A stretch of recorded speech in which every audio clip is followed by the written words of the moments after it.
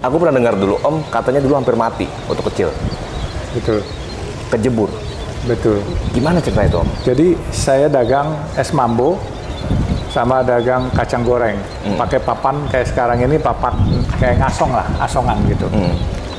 Masa dagang ngasongan? Betul. Jadi pulang sekolah karena untuk nambah duit jajan, saya ke rumah teman saya yang kebetulan ibunya dagang es mambo. Terus kita semua masing-masing ada 5-6 orang bawa termos, terus bawa dagang asongannya. Nah, kemudian di sana yang market saya adalah teman-teman saudara muslim yang di Istiqlal yang habis sholat asar. Karena kita kan jam 12 baru pulang sekolah, kita makan, jam 1 kita jalan. Nah, kita nungguin, saya selalu nungguin saudara-saudara muslim kita yang sholat azhar.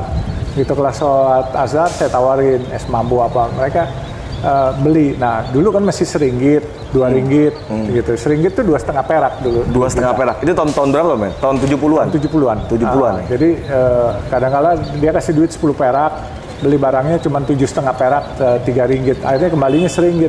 Suka dia bilang, nggak usah dah, buat kamu aja kembalinya. Jadi itu sedekah dari mereka kepada saya. Saya hidup dari sedekah orang dulu. Makanya sekarang begitu kita punya ya kita nggak lupa sedekah kepada orang lain. Iya. Jadi ceritanya gimana Om? Kok sampai Om kejebur itu? Oh itu, kejeburnya gitu. Jadi waktu kita dagang, misalnya bawa dagangan 100 perak, pulang masing-masing bawa 100 perak. Saya selalu bawa duit bisa 120, 125 perak. Karena tip-tip orang itu, sedekah dari orang. Nah, karena dapat duit lebih, saya suka traktir teman-teman makan. Makan, terus satu hari dia bilang, berenang. Oh iya, saya nggak bisa berenang, pakai ban. Bannya itu ban truk tuh, yang bulat, yang hitam tuh. Bukan ban yang bagus-bagus itu. Akhirnya berenang. Nah, ada satu teman yang lebih senior, lebih tua dari saya. Waktu itu dia mau duluan karena dia berasa lebih tua. Tapi kan saya berasa ini duit-duit saya. Ya kan, saya bilang nggak bisa, gue duluan. Dia kesel, dia dorong saya. Dia dorong, saya ke bawah arus. Oh berantem, akhirnya didorong? Didorong, gitu. Jadi dia kesel, dia ngiri. Nah, saya teriak-teriak. Begitu saya teriak-teriak, seorang gelandangan tukang semir, yang merangkap tukang semir, lompat pakai sempak, pakai celana berenang aja, nggak pakai baju. Akhirnya saya didorong ke tempat. Oh nggak bisa berenang pada saat itu? Nggak bisa berenang, saya nangis. Jadi nyawa saya pun ditolong oleh orang lain. Oke. Jadi itulah yang buat saya akhirnya berasa bahwa hidup kita harus saling tolong-menolong karena dia seorang gelandangan yang nggak kenal saya, dia menolong saya. Nah, Om, kalau bicara tentang Om Yusuf Hamka nih ya, seorang yang tadinya bisa dibilang kurang mampu lah, miskin lah gitu Om ya. Om dulu keluarga orang tua juga keluarga kurang mampu? Guru ya? Tapi guru anak-anaknya tapi dagang asongan? Saya doang yang dagang. Pada masa itu kan guru juga kan berduit Om? Mana bisa. Saya mau cari duit jajan, kan dulu orang tua saya kan hemat dia, efisien. Oke. Kita dikasih uang jajan paling seperak. Oke. Ya kan, ya kita harus nyari lebihan. Seperak itu dapat apa dulu Om? Seperak paling dapat. Aqua gelas gitu dapat kan? Dulu belum ada aqua gelas, air aus namanya. Air aus. Ada tuh ya? Jadi itu sirup dikocok sama es, ditaruh di tabung kaca, terus diambilin pakai itu ditaruh di gelas. Namanya air aus. Dapat itu. Dapat seperak? Dapat itu doang. Jadi uang jajan cuma bisa buat beli air doang? Iya, air aus? Makanan, iya. Air aus namanya air aus. Kalau aus kita makan. Warna-warni airnya. Jadi ada yang merah, ada yang kuning orange, ada yang hijau. Jadi air aus mau yang mana kita tunjuk aja tuh. Yang pakai gula biang gitu ya? Iya, pakai gula biang itunya kaca. Dia punya tempat wadahnya kaca. Iya. Terus diserok pakai sendok, tapi sendok yang panjang ada pegangannya gitu. Iya. Nah terus gitu Om, dari situ Om dari notabene keluarga yang kurang mampu dan akhirnya kok ya bukan tiba-tiba tapi pasti banyak proses kan Om.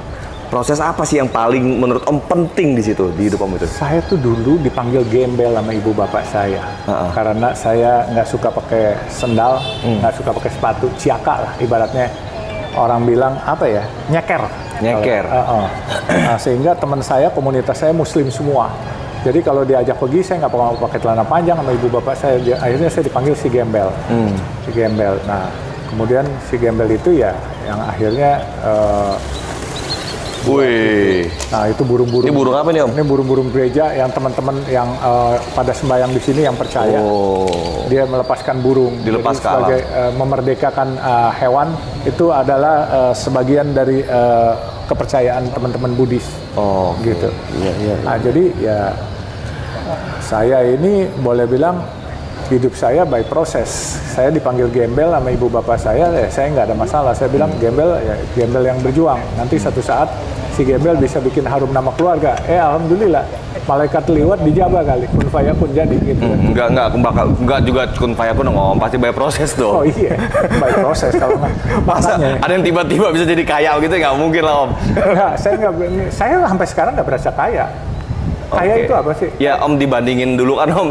Oh iya. Dagang asongan, Cuman lebih baik air aja. haus. Iya, lebih baik daripada dahulu. Tetapi kekayaan itu buat saya bukan materi.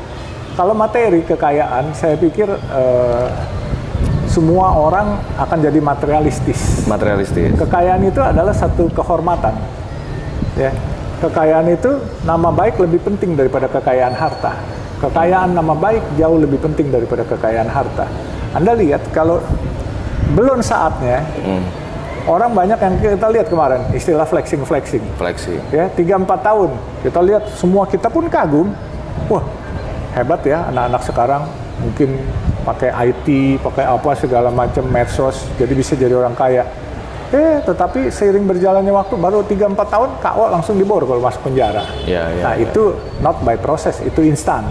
Nah, kalau yang by process, saya pikir harus kerja keras, kerja cerdas, kerja amanah. Itu. Dan jangan lupa ridho dari orang tua. Orang tua mewakili malaikat di dunia. Jadi apa yang dikatakan oleh orang tua itu harus kita nggak boleh bantah. Selama itu baik, orang tua nggak mungkin mendidik anaknya untuk tidak baik. Jadi kita harus patuh dan nggak boleh ngeyel, ngelawan, ngedumel sama orang tua. Nah setelah itu terakhir ridho Allah. Jadi kerja itu tanpa ridho Allah, ridho dari orang tua juga nggak baik. Pasti terpleset melulu. Tapi kalau ada ridho Allah, ridho orang tua, pasti dimudahkan jalannya. Untuk mencapai sukses bukan hanya perlu kerja keras dan kepintaran, tapi ridho Allah itu yang paling penting. Itu nomor satu.